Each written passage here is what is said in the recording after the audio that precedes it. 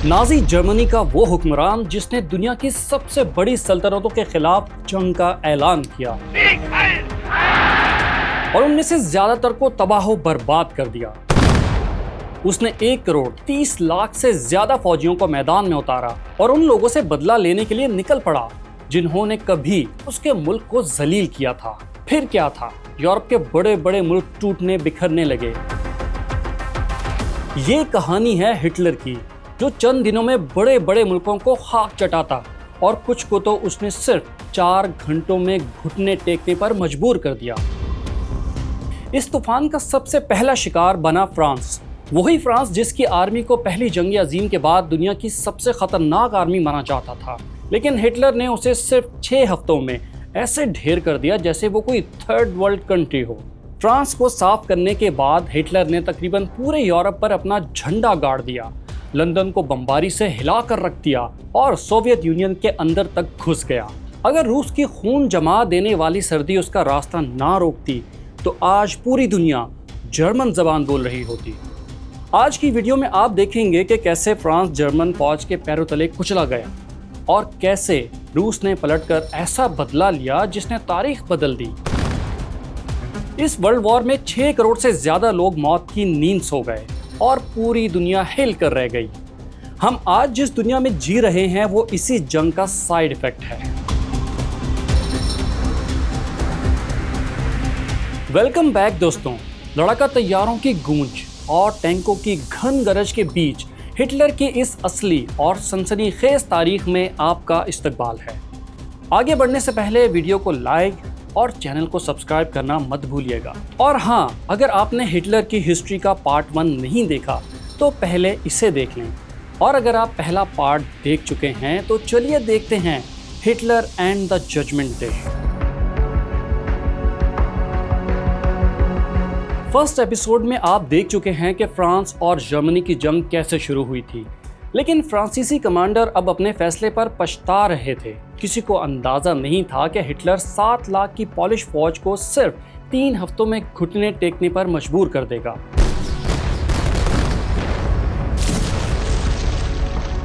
यकम सितंबर को हमला हुआ और 20 सितंबर तक पोलैंड ढेर हो चुका था। फ्रांस ने अपनी इज्जत बचाने के लिए जर्मन बॉर्डर सालैंड पर दिखावे का हमला तो किया, लेकिन जर्मन्स ने आसानी से नाकाम बना दिया। दूसरी तरफ पोलैंड के सरेंडर करने के बावजूद जर्मन एयर फोर्सेस लफ्टवाफे ने वारसा पर इतनी शदीद बमबारी की कि एक ही दिन में 30,000 लोग मारे गए। अब अगली बारी फ्रांस की थी। दोनों मुल्कों ने सरहद पर लाखों फौजी जमा कर लिए। फ्रेंच आर्मी तैयारी के लिहाज से बहुत कमजोर थी। एक फ्रांसीसी फौजी ने लिखा कि 12 आदमियों के ट्रक में सिर्फ 2 बंदूकें और चंद गोलियां थीं, जबकि एक आम जर्मन फौजी के पास जदीद राइफल, ग्रेनेड और बहुत सा गोला बारूद था। बरतानिया के prime minister sir Winston Churchill को अंदाजा हो गया था कि फ्रांस ज्यादा देर टिक नहीं सकेगा। उन्होंने फौरन अपने 5 लाख फौजी फ्रंट लाइन पर भेज दिए। यहाँ हिटलर ने माइंड गेम खेला, फौरन हमला नहीं किया, बल्कि इत्तेहादियों को 6 माह तक टेंशन में लटकाए रखा और अपनी फौज को रेस्ट दिया। ब्रेक खत्म होते ही 9 अप्रैल 1940 के सुबह ठीक 5 बजे जर्मन पैराशूटर्स आसमान से डेनमार्क पर ऐसे उतरे जैसे ओले गिरते हैं। सुबह के 9 बजते बजते यानी सिर्फ 4 घंटे के अंदर डेनमार्क ने सरेंडर कर दिया। इसी दिन जर्मनी ने नॉर्वे पर भी अटैक कर दिया और 2 माह की शदीद जंग के बाद वहां भी कंट्रोल कर लिया। अब जर्मनी का रुख बेल्जियम की तरफ था। फ्रांस को यकीन था कि जर्मनी बेल्जियम के रास्ते हमला करेगा, इसीलिए फ्रांस ने अपनी ज्यादातर फौज मैजिनो लाइन पर तैनात कर दी थी। ऑर्डेंस के घने जंगलों को महफूज समझकर नजरअंदाज कर दिया गया। 10 मई 1940 को जर्मनी ने बेल्जियम और हॉलैंड पर बड़ा हमला किया। इत्तेहादी उसी तरफ दौड़ पड़े, लेकिन असल अटैक ऑर्डेंस के जंगल से आया, जहां से जर्मन पेंजर टैंक तूफानी रफ्तार से निकले और इत्तेहादी अफवाज को 2 हिस्सों में तकसीम कर दिया। सप्लाई लाइंस कट गईं और हॉलैंड, बेल्जियम और लक्समबर्ग भी जर्मनी के कब्जे में चले गए। इत्तेहादी जान बचाने के लिए डंक्रिक के साहिल की तरफ भागे। चर्चिल ने फौरन हर छोटी बड़ी कश्ती वहां भेजकर अपने तकरीबन 4 लाख फौजियों को तो निकाल लिया, लेकिन बरतानवी फौजी अपने पार्टनर यानी फ्रांसीसियों को वहां मरने के लिए अकेला छोड़कर भाग गए। जर्मनी की कामयाबी का राज उसकी नई हिकमत अमली ब्लिट्जक्रीग था। पहले लड़ाका तैयारे दुश्मन के ठिकाने तबाह करते, फिर पेंजर टैंक फौरन हमला कर देते। दूसरी तरफ फ्रांस अब भी पहली जंग अजीम की खंदकों वाली हिकमत अमली पर कायम था, जो जदीद जंग के सामने नाकाम साबित हुई। उधर बेल्जियम से बरतानवी फौज के भागते ही हिटलर ने ऑपरेशन रेड लॉन्च कर दिया। थकी हारी फ्रांसीसी फौज का कचूमर निकल गया और जर्मन आर्मी मेजिनो लाइन को बाईपास करके सीधी फ्रांस के दिल में घुस गई। लाचार फ्रांसीसियों ने जंग बंदी की रिक्वेस्ट भेजी, लेकिन हिटलर ने इनकार कर दिया। 8 जून 1940 को जर्मन फौज पेरिस में दंदनाते हुए दाखिल हुई और जो फ्रांस पहली जंग अजीम का सुपर हीरो बना फिरता था, हिटलर ने उसका पूरा गरूर सिर्फ 6 हफ्तों में खाक में मिला दिया। पहली जंग अजीम के बाद फ्रांस ने जर्मनी से सरेंडर के कागजात एक रेलवे बोगी में साइन करवाए थे। हिटलर ने फतह के बाद वही बोगी मंगवाई और फ्रांसीसी जनरलों से उसी जगह सरेंडर पर दस्तखत करवाए। इस तरह फ्रांस जर्मनी का गुलाम बन गया। हिटलर ने नॉर्थ फ्रांस पर डायरेक्ट कंट्रोल कर लिया और साउथ फ्रांस में अपनी कठपुतली हुकूमत बिठा दी।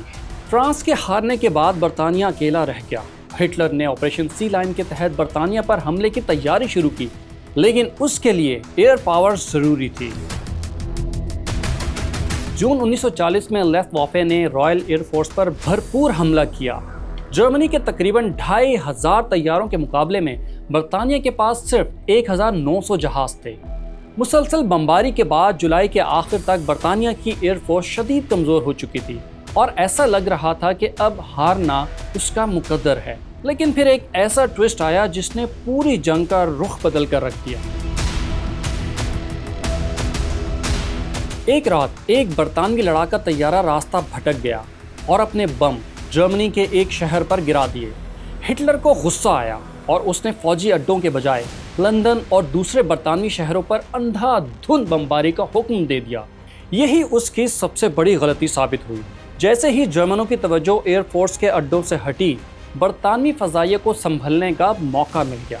तबाहशुदा अड्डे दोबारा फाल हुए, नए तैयारे मैदान में आए और बरतानवी एयर डिफेंस ने जर्मन तैयारों को बड़ी तादाद में मार गिराया। हिटलर फजाई बर्तरी हासिल ना कर सका। ऑपरेशन सी लाइन रुक गया और जर्मनी को तकरीबन 1900 तैयारों का नुकसान उठाना पड़ा। बरतानिया को झुकाने में नाकामी के बाद हिटलर ने रूस के बेपनाह वसाइल पर कब्जा करने का फैसला किया। वो रूस पर बड़े हमले यानी ऑपरेशन बारबारोसा की तैयारियों में मसरूफ था, लेकिन इसी दौरान उसके इत्तेहादी मुसोलिनी ने बाल्कान्स और अफ्रीका में जंग छेड़कर शिकस्त खा ली। हिटलर को मजबूरन अपने बेहतरीन जनरल एरविन रोमेल को अफ्रीका भेजना पड़ा। डेजर्ट फॉक्स यानी सहराई लोमड़ी कहलाने वाले जनरल रोमेल ने बरतानवी फौज को पीछे तो धकेल दिया, लेकिन अल अलामीन पर सप्लाई लाइन कटने और अमेरिकी मदद पहुंचने के बाद जर्मनों को पीछे हटना पड़ा। इस अफ्रीकन मुहिम जोई ने हिटलर का कीमती वक्त और वसाइल जाया कर दिए। मुसोलिनी की मदद के चक्कर में रूस पर हमले का असल शेड्यूल पूरे 1 महीने लेट हो गया। यही 1 महीना नाजियों के लिए मौत का परवाना बनने वाला था, क्योंकि अब उनके पास रूसी सर्दी के आने से पहले सिर्फ 4 महीने बचे थे।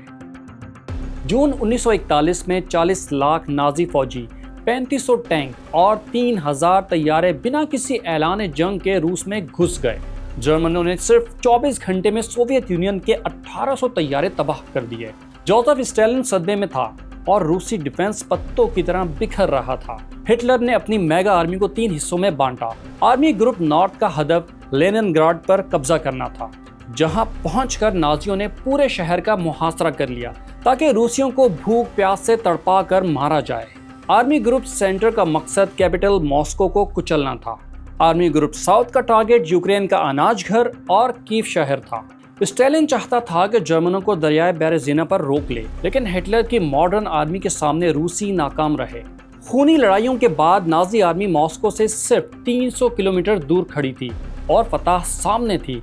लेकिन तभी हिटलर ने आर्मी ग्रुप सेंटर के चीफ जनरल हाइंस को हैरानकुन हुक्म दिया, मॉस्को छोड़ो, पहले साउथ में जाकर यूक्रेन के शहर कीव पर कब्जा करो, ताकि राशन का रूट सेफ हो सके। जनरल हाइंस ने मिन्नतें की कि पहले मॉस्को लेने दें, लेकिन हिटलर की जिद के आगे किसी की ना चली। ये फैसला तारीख का सबसे बड़ा ब्लंडर साबित हुआ। जर्मन फौज यूक्रेन में दाखिल हुई तो स्टालिन से नफरत करने वाले मकामी लोगों ने उसका भरपूर वेलकम किया। कीव पहुंचकर नाजियों ने रूसी आर्मी का ऐसा हौलनाक घेराव किया कि तारीख का सबसे बड़ा सरेंडर हुआ। पूरे 6 लाख रूसी फौजियों ने एक साथ घुटने टेक दिए। जर्मनों ने कामयाबी तो हासिल कर ली, लेकिन इस चक्कर में मॉस्को पर हमले का एक और कीमती महीना ज़ाय हो गया। 30 सितंबर 1941 को मॉस्को पर हमले का फाइनल ऑर्डर आया, लेकिन रूसी खिज़ां की तूफानी बारिशों ने ज़मीन को दलदली कीचड़ में बदल दिया, जिसमें नाजी टैंक धंस गए। इसी दौरान सोवियत जासूस रिचर्ड सोरेज ने टॉप सीक्रेट खबर दी कि जापान रूस पर हमला नहीं करेगा। इस पर स्टालिन ने सुख का सांस लिया और साइबेरिया से अपने 5 लाख वो फौलादी साइबेरियन गार्ड मॉस्को के दिफा के लिए लगा दिए, जो -डिग्री टेम्परेचर में भी लड़ने के माहिर थे। स्टालिन ने यह नाजुक मिशन अपने सबसे शातिर जनरल गेओर्गी ज़ोखोव को सौंपा। नाजी आर्मी इस खूनी जंग के लिए तैयार ही नहीं थी, क्योंकि यह मिशन सिर्फ गर्मियों के लिए डिजाइन हुआ था और उनके पास गर्म कपड़े तक नहीं थे। खून जमाती सर्दी और फ्रॉस्ट बाइट्स ने हजारों जर्मन फौजियों को मार डाला और मॉस्को के बॉर्डर तक पहुंचने के बावजूद नाजियों को शिकस्त हो गई।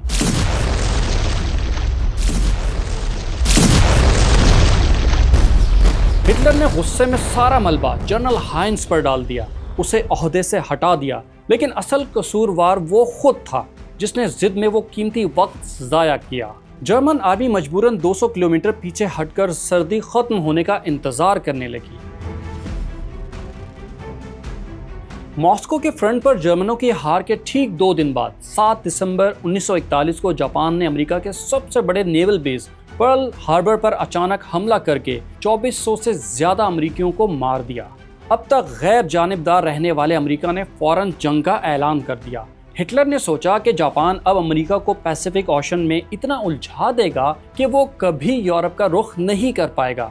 अपने पार्टनर जापान का साथ देने के लिए 11 दिसंबर 1941 को हिटलर ने भी अमेरिका के खिलाफ जंग का ऐलान कर दिया। ये हिटलर की सबसे फाश गलती थी, जिसने जर्मनी का डेथ वारंट साइन कर दिया, क्योंकि अब दुनिया की सबसे बड़ी इंडस्ट्रियल पावर यानी अमेरिका ऑफिशियली इसे मिटाने मैदान में आ चुका था और यूं ये जंग दूसरी जंग अज़ीम बन गई। विंस्टन चर्चिल ने जब सुना कि अमेरिका जंग में आ गया है तो कहा, अब हमारी जीत पक्की है, क्योंकि अमेरिका की जादुई फैक्ट्रियां अब रातों रात दुनिया का सबसे बड़ा गोला बारूद बनाने वाली मशीन बनने जा रही थी। कारें बनाने वाली फैक्ट्रियां अब टैंक और फाइटर प्लेन बनाने लगी। अमेरिका ने चंद ही सालों में 88,000 टैंक, 3 लाख हवाई जहाज और हजारों बहरी जहाज तैयार करके फ्रंट लाइन पर भेज दिए। अमेरिका ने न सिर्फ अपनी फौज खड़ी की, बल्कि बरतानिया और रूस को भी अरबों डॉलर्स के हथियार और राशन सप्लाई करके नई जिंदगी दे दी। जून 1942 में बैटल ऑफ मिडवे के मार्के में अमेरिकी बहरिया ने जापान के 4 सबसे बड़े एयरक्राफ्ट कैरियर डबोकर उसकी कमर तोड़ दी। पैसिफिक में पलड़ा भारी होते ही अमेरिका अफ्रीका के महाज पर हिटलर के खिलाफ बड़ी फोर्स बनकर सामने आया।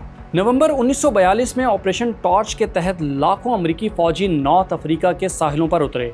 अब एक तरफ से ब्रिटिश आर्मी और दूसरी तरफ से अमेरिकन आर्मी ने मिलकर नाजी जनरल एरविन रोमेल को बीच में सैंडविच बना दिया। रोमेल के पास पहले ही सप्लाई की सख्त तंगी थी, क्योंकि हिटलर सारा ध्यान रूस पर लगाए बैठा था। मई 1943 तक नॉर्थ अफ्रीका से नाजियों का सफाया हो गया और 3.25 लाख जर्मन और इतालवी फौजियों ने सरेंडर कर दिया। अफ्रीका साफ होते ही हिटलर का साउथ बॉर्डर नंगा हो गया और अब इत्तेहादियों के लिए इटली के रास्ते हिटलर के घर में घुसने का रास्ता साफ था। उल्टी गिनती शुरू हो चुकी थी। मॉस्को की हार के बाद से ही हिटलर का गुस्सा 7वें आसमान पर था। उसने 1942 की गर्मियों में रूस के साउथ फ्रंट से तेल के कुओं पर कब्जे के लिए ऑपरेशन ब्लू लॉन्च किया, लेकिन रास्ते में दरियाए वोल्गा के किनारे आबाद स्टालिनग्राड शहर खड़ा था। क्योंकि ये शहर हिटलर के जानी दुश्मन जोसेफ स्टालिन के नाम पर था, इसलिए दोनों डिक्टेटरों के लिए ये अना का मसला बन गया। हिटलर ने अपनी बेहतरीन 6th आर्मी को स्टालिनग्राड तबाह करने के लिए भेजा। नाजी एयरफोर्स ने बमबारी करके शहर को मलबे का ढेर बना दिया, लेकिन यही मलबा जर्मनों के लिए मौत का जाल बन गया। रूसी फौजियों ने मलबे में पोजीशनें संभाल ली और तारीख की सबसे भयानक शहरी जंग शुरू हुई, जिसे जर्मन फौजी चूहों की जंग कहते थे। यहाँ गलियों, इमारतों और कमरों के लिए लड़ाई हो रही थी। रूसी स्नाइपर्स ने मलबे की आड़ से नाजी ऑफिसर्स को चुन चुन कर निशाना बनाना शुरू कर दिया और वहाँ जर्मन टैंक बेकार हो गए। स्टालिन ने कहा, नो स्टेप बैक, यानी किसी को पीछे हटने की इजाजत नहीं थी। वापसी की सजा मौत थी। हर रात दरियाए वोल्गा के पार से हजारों नए रूसी सिपाही इस जलती भट्टी में झोंके जा रहे थे। नवंबर 1942 तक जर्मन फौज ने 90% शहर पर कब्जा कर लिया, लेकिन तभी रूसी जनरल गेओर्गी ज़ोखॉफ ने अपना आखिरी पत्ता खेला। 19 नवंबर 1942 को ज़ोखॉफ ने ऑपरेशन यूरेनस लॉन्च किया। रूसी आर्मी ने स्टालिनग्राड के बाहर नाजियों की सप्लाई लाइन पर हमला किया, जिसकी हिफाजत रोमानिया और इटली के कमजोर फौजी कर रहे थे। चंद घंटों में रूसियों ने घेरा तंग करके नाजियों की सबसे बेहतरीन 6th आर्मी के 2.5 लाख फौजियों को शहर के अंदर कैद कर दिया। जनरल पॉल्स ने पीछे हटने की इजाज़त मांगी, मगर जिद्दी हिटलर ने इनकार कर दिया और हवाई रास्ते से राशन भेजने का झूठा दावा किया। स्टालिनग्राड में सर्दी उरूज पर पहुंचते ही जर्मन आर्मी का ईंधन, राशन और गोला बारूद खत्म हो गया। ठठरते और बीमार नाजी फौजी भूख से तड़प कर मरने लगे। हिटलर ने दबाव डालने के लिए जनरल पॉल्स को आखिरी वक्त में फील्ड मार्शल बना दिया, क्योंकि जर्मन तारीख में कभी किसी फील्ड मार्शल ने सरेंडर नहीं किया था। लेकिन 2 फरवरी 1943 को पॉल्स ने अपने बचे कुचे 90,000 फौजियों के साथ सरेंडर कर दिया। यह जर्मनी की तारीख की सबसे जिल्लत आमेज हार थी, जिसने नाजियों की रीढ़ की हड्डी तोड़ दी। इसी दौर में हिटलर ने जर्मनी में फाइनल सॉल्यूशन के तहत लाखों यहूदियों को कंसंट्रेशन कैंपों के गैस चैम्बर्स में मौत के घाट उतारा। वो यहूदियों को गद्दार और पहले वर्ल्ड वॉर में जर्मनी की हार का जिम्मेदार समझता था। 1944 की शुरुआत तक हिटलर चारों तरफ से घिर चुका था। मशरिक से रूसी आर्मी और जुनूब से इत्तेहादी अफवाज उसे दबोच रही थी। हिटलर जानता था कि असल तूफान मगरिब से आएगा, जहां बरतानिया और अमेरिका फ्रांस के रास्ते बड़े हमले की तैयारी कर रहे थे। उसे रोकने के लिए हिटलर ने फ्रांस के साहिलों पर बारूदी सुरंगों और बंकरों की एक नाकाबिले तस्खीर दीवार खड़ी की, जिसे अटलांटिक वॉल कहा जाता है। मगर दूसरी तरफ इत्तेहादी अफवाज के जनरल आइजनहावर तारीख के सबसे बड़े मिलिट्री ऑपरेशन ओवरलॉर्ड का खाका तैयार कर चुके थे। इत्तेहादी जानते थे कि अगर हिटलर को हमले की सही जगह का पता चल गया तो वो अपने टैंक वहां लगाकर नाजी फोर्सेस को समंदर में ही डुबो देगा। इसलिए उन्होंने हिटलर के साथ तारीख का सबसे बड़ा माइंड गेम ऑपरेशन बॉडीगार्ड खेला। बरतानिया के साहिल पर डमी टैंक और हवा से भरे नकली जहाज खड़े कर दिए, ताकि जर्मन इंटेलिजेंस समझे कि हमला पास डिक्लाय पर होगा। ये धोखा इतना परफेक्ट था कि हिटलर अपनी मेन फोर्स लेकर वहीं बैठा रहा, जबकि असल टारगेट मीलों दूर नॉर्मंडी के साहिल थे। बिल आखिर 6 जून 1944 की तूफानी रात को डी डे का आगाज हुआ। रात के 12 बजे अमेरिका और बरतानिया के 24,000 पैराशूटर्स नाजियों के पीछे फ्रांस की ज़मीन पर उतरे।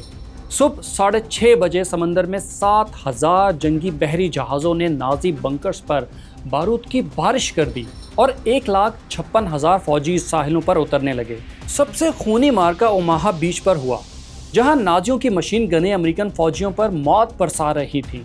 पानी खून से लाल हो चुका था, लेकिन इत्तेहादियों ने लाशों के ऊपर से गुजरकर नाजियों की अटलांटिक वॉल तबाह कर दी। कहानी में यहाँ एक फिल्मी ट्विस्ट आया। जब नॉर्मंडी पर यह तारीखी हमला हुआ तो हिटलर नींद की गोलियां खाकर सो रहा था। किसी बॉडीगार्ड में उसे जगाने की हिम्मत नहीं थी, क्योंकि नाजी कमांडर्स हिटलर की इजाज़त के बगैर रिजर्व टैंक फ्रंट लाइन पर नहीं भेज सकते थे। जब हिटलर दोपहर को सोकर उठा तब तक इत्तेहादी फ्रांस में पैर जमा चुके थे। अगस्त 1944 के आखिर तक पेरिस आज़ाद हो गया और इत्तेहादी सीधे जर्मनी की तरफ बढ़ने लगे। नाजी सल्तनत को मिटता देखकर जर्मन फौज के ऑफिसर क्लाउस फान स्टोफनबर्ग ने हिटलर को रास्ते से हटाने का प्लान ऑपरेशन वेलकायरी बनाया। 20 जुलाई 1944 को स्टोफनबर्ग एक ब्रीफकेस में टाइम बम छुपाकर पोलैंड में हिटलर के खुफिया हेडक्वार्टर वॉल्फलायर पहुंचा। उसने ब्रीफकेस हिटलर से चंद फीट दूर मेज के नीचे रखा। कुछ ही मिनटों बाद जोरदार धमाका हुआ और पूरा हेडक्वार्टर मलबे के ढेर में बदल गया। लेकिन हिटलर की किस्मत अच्छी निकली। धमाके से कुछ सेकंड्स पहले एक दूसरे ऑफिसर ने ब्रीफकेस को पैर मारकर मेज के एक भारी लकड़ी के पाए के पीछे कर दिया था, जिसने बम का असर रोक लिया। कमरे में मौजूद 4 लोग मारे गए, लेकिन हिटलर सिर्फ मामूली जख्मी हुआ। जिंदा बचते ही हिटलर का गुस्सा हद से ज्यादा बढ़ गया। स्टोफनबर्ग और उसके बाकी साथियों को उसी रात गोली मार दी गई। हिटलर का शक इतना बढ़ा कि उसने अपने लाडले general Desert Fox Erwin Rommel को भी जहर खाकर खुदकुशी करने पर मजबूर कर दिया और लगभग 5000 जर्मनों को सजाए मौत दी। अब हिटलर एक ऐसा इंसान बन चुका था जिसे अपने साए पर भी यकीन नहीं था और नाज़ी जर्मनी की उल्टी गिनती अब आखिरी मराहिल में दाखिल हो चुकी थी। 1945 की शुरुआत होते ही हिटलर का नाज़ी सल्तनत का ख्वाब एक डरावना ख्वाब बन चुका था। मगरिब से अमरीकी और मशरिक से सोवियत यूनियन की रेड आर्मी सीधा बर्लिन की तरफ बढ़ रही थी। जर्मन जर्नैलों ने हिटलर को बर्लिन छोड़कर पहाड़ों में पनाह लेने का मशवरा दिया, लेकिन उसने साफ इनकार कर दिया। 16 जनवरी 1945 को हिटलर बर्लिन में जमीन से 50 फीट गहराई में बने एक बम प्रूफ बंकर में शिफ्ट हो गया और अब उसकी कायनात सिर्फ चंद सर्द कमरों तक महदूद थी। बंकर के अंदर का माहौल इंतहाई अफसरदा था। हिटलर, जिसका आधा जिस्म अब पार्किंसंस की बीमारी से कांपता था, नक्शे पर नाजी आर्मी के उन फौजियों को आगे बढ़ने के फर्जी ऑर्डर देता था जो हफ्तों पहले मारे जा चुके थे। अप्रैल के मिड तक 25 लाख रूसी फौजियों ने बर्लिन को घेर लिया। 20 अप्रैल को हिटलर की 56वीं सालगिरह पर रूसी तोपों ने बर्लिन पर गोलाबारी शुरू कर दी, जिसके धमाकों की गूंज बंकर्स तक आ रही थी। हिटलर आखिर बार बंकर से ऊपर आया और जर्मनी के उन आखिरी मुहाफिजों को मेडल दिए जो तजर्बाकार सिपाही नहीं बल्कि 12 से 15 साल के बच्चे और बूढ़े थे। 29 अप्रैल की रात हिटलर को पता चला कि उसके इत्तेहादी इतालवी डिक्टेटर मुसोलिनी को अवाम ने गोली मारकर लाश को पेट्रोल पंप पर लटका दिया है। हिटलर खौफ से कांप उठा और बोला, मैं दुश्मन के हाथ कभी जिंदा नहीं आऊंगा और न मेरी लाश का तमाशा बनेगा। हिटलर समझ गया था कि अब उसके पास सिर्फ चंद घंटे बचे हैं। उस होलनाक रात हिटलर ने बंकर में अपनी गर्लफ्रेंड एवा ब्राउन से शादी की और अपनी आखिरी वसीयत लिखवाई, जिसमें हार का जिम्मेदार अपने जनरलों और यहूदियों को ठहराया। अगले दिन 30 अप्रैल को रूसी फौज बंकर के बिल्कुल ऊपर पहुंच चुकी थी। दोपहर 3:30 बजे हिटलर और एवा ब्राउन सबको अलविदा कहकर अपने प्राइवेट कमरे में चले गए। हिटलर ने अपने पर्सनल बॉडीगार्ड को आखिरी ऑर्डर दिया, जैसे ही हम मरें हमारे जिस्मों को गार्डन में ले जाकर पेट्रोल से जला देना। रूसियों को मेरा एक नाखून भी ना मिले। कुछ ही मिनटों बाद बंद कमरे से गोली चलने की आवाज आई। मुहाफिजों ने दरवाजा खोला तो सोफे पर हिटलर की लाश पड़ी थी। उसने कनपटी पर गोली मारी थी और नीचे साइनाइड का खाली कैप्सूल पड़ा था, जबकि एवा ब्राउन ने जहर खाकर जान दी थी। नाज़ी सिपाहियों ने फौरन दोनों की लाशों को चांसलरी गार्डन के गड्ढे में रखा, पेट्रोल छिड़का और आग लगा दी।